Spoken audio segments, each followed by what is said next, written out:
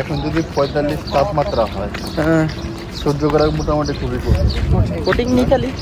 আচ্ছা 50-55 এরকম মতো তাপমাত্রা হয়, বেশি ওই হ্যাঁ কম বা বেশি আরও বেশি হয়। ওই তাপমাত্রা সহ্য করা কিন্তু অনেক কঠিন। তাপমাত্রা যদি আগুনে তাহলে সহ্য করা যায় না। এইবারে কি চিন্তা করে এই তাপমাত্রা অতিক্রম করে আমরা কোথায় গেলাম? মসজিদে গেলাম, নামাজ পড়লাম, হ্যাঁ আল্লাহর মাথায় করলাম। আখিরাতের আগুনের 70 ভাগের 1 ভাগ হচ্ছে দুনিয়ার আগুনের তাপমাত্রা।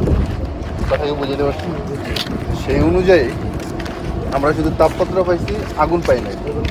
যদি আমরা এই নামাজ আদায় না করতাম, যে তাপমাত্রা অতিক্রম না করে, তাহলে যদি ওই 70 গুণ যেটা হিট জ্বলন্ত আগুন, ওটা তো আমাদের তো যত তাহলে আমরা যদি আমরা আল্লাহ তাআলা যে আদেশ নিষেধ করছেন যে নামাজ না পড়লে এই ফেসলা লাগবে, নামাজ পড়লে এই ফেসলা লাগবে, ওইখান থেকে তো আল্লাহ আমাদের হেফাজত করছে। করছে তাপমাত্রা যতই হোক নামাজ পড়তে হবে যাবে না।